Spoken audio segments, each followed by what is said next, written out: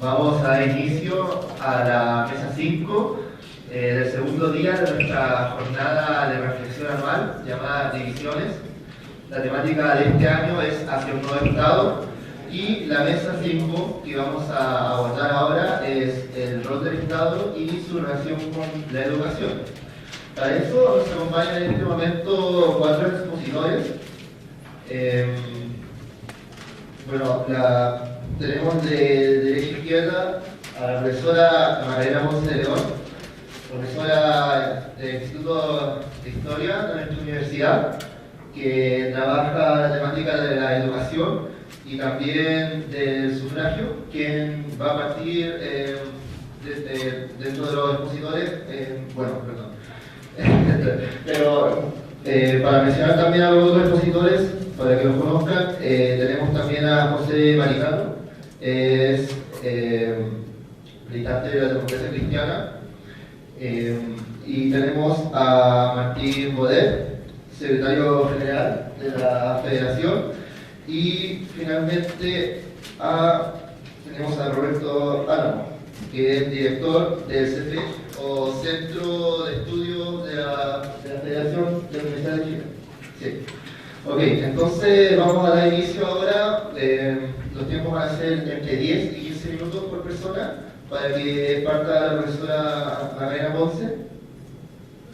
¿Puede ya dar inicio a su exposición? Ahí. Aunque no necesito, ¿sí? ¿Se escucha bien? No, mejor micrófono. Sí, ya. Bueno, a todos muchísimas gracias especialmente a quienes me contactaron para contarles un poco. Claro, voy a hablar sobre educación, pero lo que les quiero contar son resultados de un proyecto que quizá ustedes, no sé si han escuchado hablar, pero un proyecto bien grande en el cual se involucró el Instituto de Historia, y Historia como disciplina lo lideró, un proyecto interdisciplinario, un proyecto de la Universidad Católica, centrado en el tema educacional, pensando en tener una proyección hacia políticas públicas relacionadas con el área del profesorado. Un primer insumo un primer producto de ese gran proyecto, se llamaba Anillos Anillo, Anillo Social, tenían unos nombres así fastosos. Es una historia general, una historia larga de la educación en Chile desde 1810 hasta el año 2010. En ese año estábamos en el año 2010, en 4 tomos, de los cuales se han publicado 2 y quedan 2 por publicar. Lo que yo les quiero contar son por lo menos una de las grandes conclusiones que este equipo multidisciplinario pudo probar empíricamente, que no fue nada fácil. A lo mejor a ustedes les va a sonar muy obvio lo que les voy a decir, pero son reflexiones compartidas de largo aliento, digamos, ¿ya? Y lo que quiero poner a prueba es la idea, digamos, el statement de que la educación, cuando hablo de educación, básicamente estoy pensando en educación pública, y si me apretan un poco más en primaria y secundaria. Nosotros llegamos a probar que la educación, la escuela, había sido la primera trama institucional del Estado, de este Estado liberal que comienza, republicano, liberal, que comienza a gestarse y a construirse post-guerras civiles de la independencia.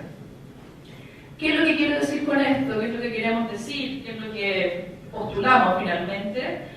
No es que la educación haya sido una de las facetas de este Estado que se está construyendo, ya, del Estado liberal en construcción, sino que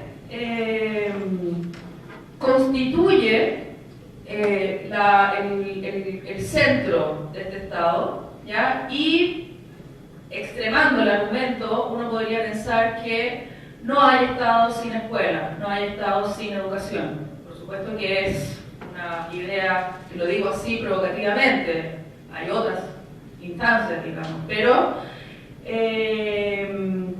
no es que la educación, ya hasta aquí como que me gustaría explicarlo mejor, no es que la educación, insisto, haya sido una de las facetas de este Estado que se empieza a construir lentamente, sino que Políticamente, ese Estado republicano en sus primeras versiones, porque es un Estado que se entiende unitariamente, liberal, un Estado liberal, ¿ya? En el sentido de que está constituido por individuos jurídicamente libres, por individuos independientes de cualquier lazo de sujeción, de dependencia con otras personas o con otras instituciones, un individuo que es capaz de pensar y actuar libremente en conciencia y por lo tanto de decidir, de votar, de asumir el derecho y el deber de la soberanía popular, por lo tanto de autogobernarse, de construir sus propias leyes, de respetar los disensos, ¿ya? De respetar el sentido de los problemas públicos, del espacio público, de la discusión, de la esfera pública y reconocer que hay diferencias, ¿ya?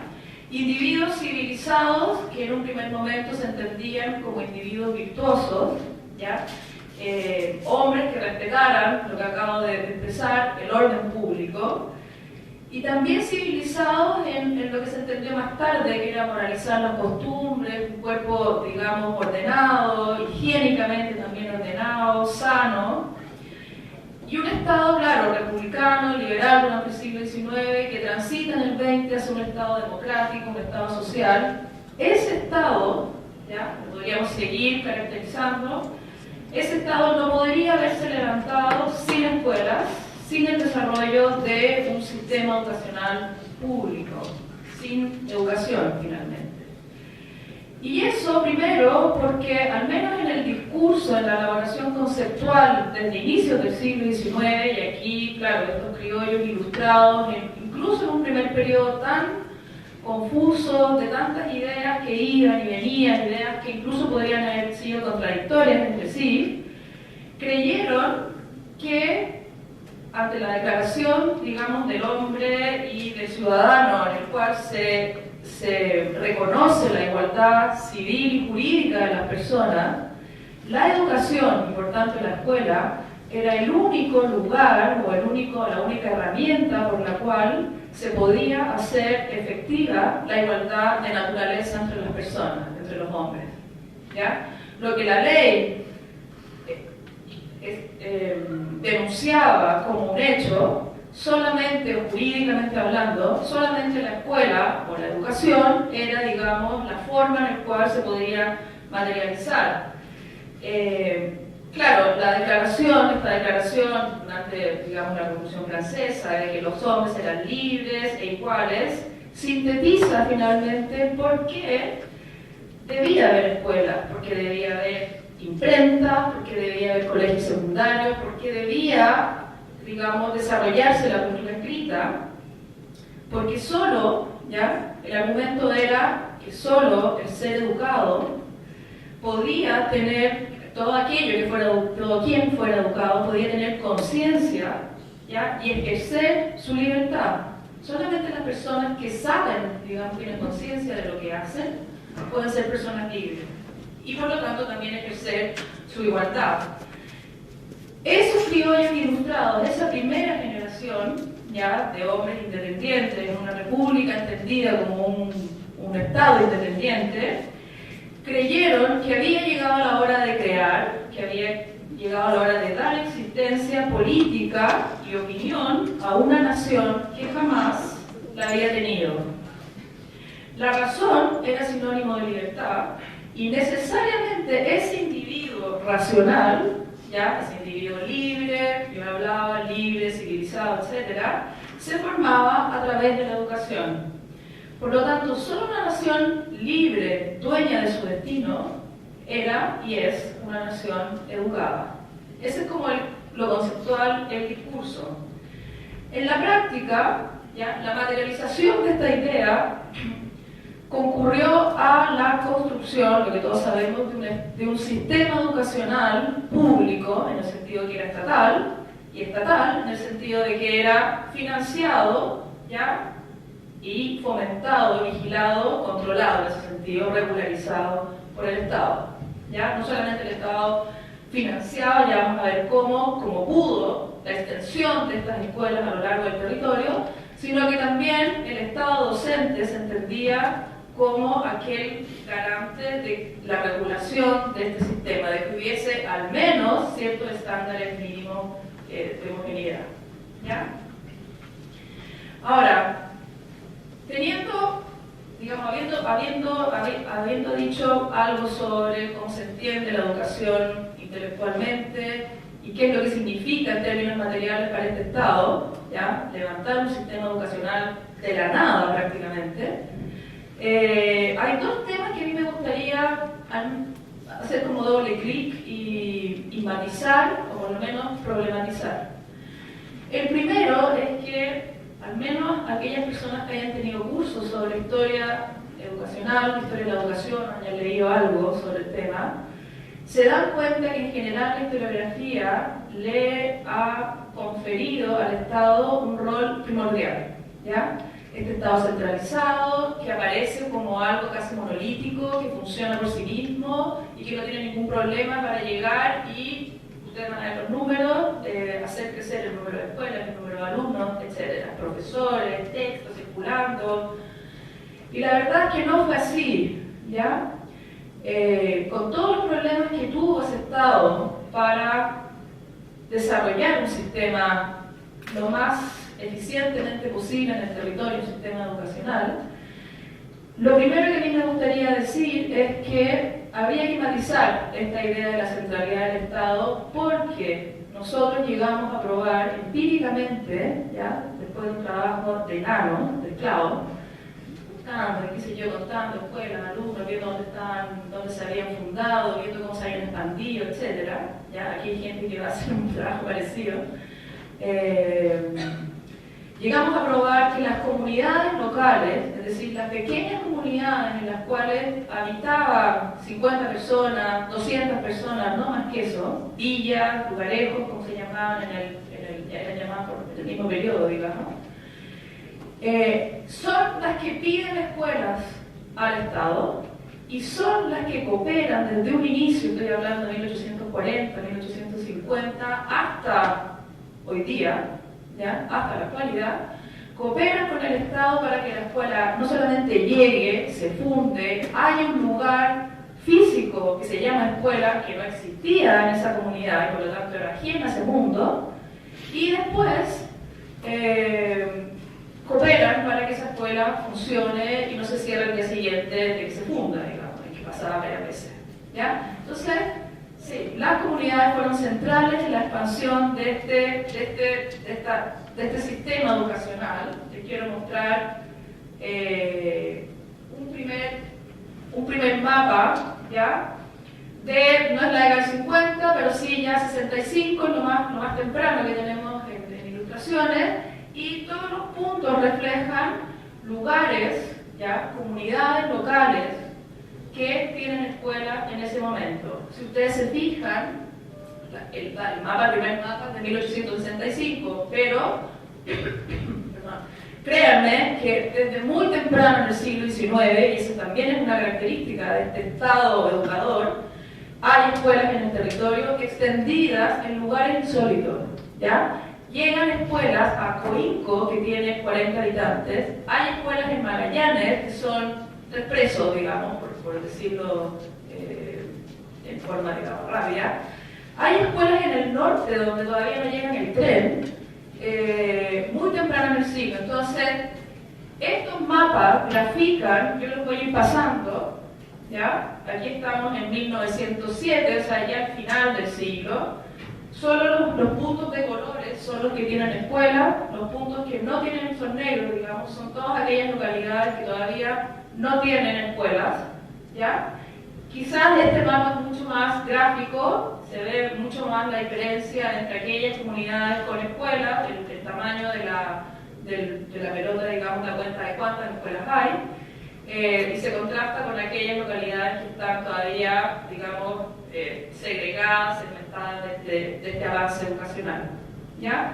Entonces, solamente querer contarles que sí, el Estado desde muy temprano tiene un sistema educacional funcionando como puede, con las autoridades que puede y basándose y aceptando la ayuda de las localidades, de la comunidad, de los vecinos, del párroco, del hacendado, de los padres, etc. ¿Ya? Hay una forma en la cual opera la oferta educacional que es mixta. El Estado también pone recursos, no digo que no, ¿ya? Pero el Estado solo financiaba escuelas en aquellos lugares en que la comunidad se podía organizar, solicitar la escuela y cooperar en su, digamos, ejecución. ¿Ya? Ese es un primer tema que en el fomento y la expansión de este sistema, las comunidades locales son centrales, la población es central. No se puede hacer la historia de la educación sin dejando de lado a esta sociedad. Tuvimos que entender qué había significado entonces, ¿ya?, esa escuela en una comunidad para la cual era un lugar totalmente inexistente, ¿ya? ¿Qué significaba el preceptor para esos niños? ¿Qué significaba para las familias enviar a sus niños a las escuelas? Y aquí tenemos el segundo gran tema que a mí me gustaría al menos enunciar en este poquito rato que me queda, es que este sistema que comienza a expandirse, insisto, desde muy temprano, es un sistema que desde su origen, y es un tema que estamos discutiendo todavía hoy, desde su origen es un sistema educacional segmentado. Es un sistema educacional que, aunque lo intenta, finalmente termina replicando la estructura laboral y la estructura social de esa sociedad, ¿ya? Si ustedes ven la expansión en números, ¿ya? Efectivamente, solamente fíjense en el número de escuelas 620 en 1880, o sea, ya tenemos 60 años de Estado docente, partimos del siglo XIX con alrededor de 400 escuelas públicas, ya el año 54, 48 en realidad, que es la primera que se puede contar, y terminamos 1930 ya con 3.000 escuelas públicas, sumándole las particulares, 3.700. Y en términos de alumnos, ¿ya?, partimos, digamos, 1880 con alrededor de 50.000 alumnos, 48.000, y terminamos con 458.000, o sea, casi 500.000 alumnos, ¿ya? Solo para decirles, ¿ya?, la línea que sigue, que en términos de cobertura es un sistema educacional muy exitoso. O sea, si uno compara las cifras con respecto a sí mismo, desde donde partimos con un 9% de cobertura educacional en 1950, mediados del 19, y terminamos el 30 con un 63%. O sea, la década de 1920, en la cual se dicta la ley de educación obligatoria, ¿ya?, es una década emblemática porque Chile, de alguna forma, o sea, en términos numéricos, transita de ser una república analfabeta, una república no escolarizada, a tener una mayor cantidad de población alfabeta. Terminamos el siglo con este gráfico, el anterior me voy a saltar, con una tasa de escolarización, de alfabetismo, alrededor del 60% en 1920, ¿ya? Entonces, el avance es extraordinario, es realmente muy rápido en comparación a otras naciones muy admiradas por nuestro país, como Estados Unidos, o naciones civilizadas, Francia, Inglaterra, los países nórdicos, europeos, que se han ido alfabetizando desde el siglo XIV, XV en adelante, ¿ya?, a medida que se expande la religión, tiene otro modelo. Chile tiene un crecimiento extraordinario, pero claro, queda todavía en 1920 más del 40% de los niños fuera de las escuelas, ¿ya? Queda todavía un 40% de personas analfabetas en el país. Y mucho más queda, tenemos un problema grande con el tema de la asistencia, ¿ya?, a las escuelas, porque no es que los niños no fueran a las escuelas, que es uno de los grandes debates educacionales desde el 19 en adelante, sino que los niños van a la escuela en forma esporádica. La escuela, la educación, no tiene mucho sentido en una sociedad en la cual económicamente no necesita personas alfabetas para un mejor trabajo. No hay una demanda económica como hoy día por la educación. Es una demanda, en un primer momento, bastante simbólica, y después yo podría decir también social, ¿ya? Pero no tiene mucho sentido para esa familia el enviar todos los días a los niños a la escuela, ¿ya? Van a la forma esporádica, van en el verano, perdón, van en el invierno, mayo, media estación, digamos. ¿Ya? En el invierno no van, llueven por los caminos, sí, por los caminos, etc. En el verano no van porque están en la cosecha, etc. Los niños son parte de la economía doméstica de la familia. Entonces hay un costo de oportunidad altísimo para las familias de enviar, insisto, regularmente, como lo entendemos hoy día, con un horario, con una jornada, digamos, escolar, todos los días. Pero los niños van, aprenden a sumar más o menos, a leer un poco, etc. Y ese problema de la asistencia media, como se llama, es un problema que solo comienza a resolverse muy tardíamente en el siglo XX. ¿Ya? Yo diría en 1940 ya tenemos una asistencia, digamos, como lo ven en el gráfico, hacia el final del gráfico, en que la matrícula comienza a ir de la mano a juntarse con la asistencia media. Y lo último que quiero decir, ya que se me acaban los monos, digamos, lo último que quiero decir es que quizás el gran problema de inequidad en este periodo es la deserción. ¿Ya? Si ustedes supieran cuántos niños llegan a sexto grado, que era el último grado de primaria, se horrorizarían, porque, por ejemplo, ¿ya? Solo para darles una cifra, en 1911, ¿ya? De 62.000 niños matriculados en primer año, ¿ya? Llegan al último año de escolaridad primaria 2.000, es decir, el 0 ni siquiera alcanza el 1%, ¿ya? Y eso es tremendo. O sea, los niños que ingresaban a primaria no llegaban después a secundaria. Y si uno hace la pirámide social, ¿ya? La pirámide de escolaridad, se da cuenta que efectivamente aquellas familias, aquellos niños más excluidos son, uno, el campo más, digamos, aislado, el campo no urbanizado, aunque sean pequeños poblados, ¿ya? Aquellas personas que no pudieron llegar a la escuela porque no tuvieron un establecimiento cerca o accesible. Y dos, las familias de los barrios más pobres de las grandes ciudades, ¿ya? Por razones sociales, socioeconómicas, no tanto de distancia o geográfica, sino que por razones que tienen que ver con problemas de sobrevivencia, finalmente.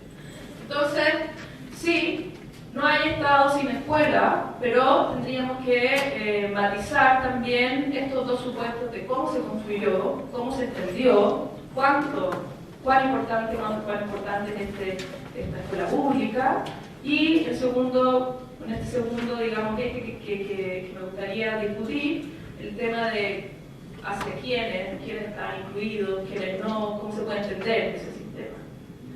Eso, pero a ver si entretenía, ¿ya?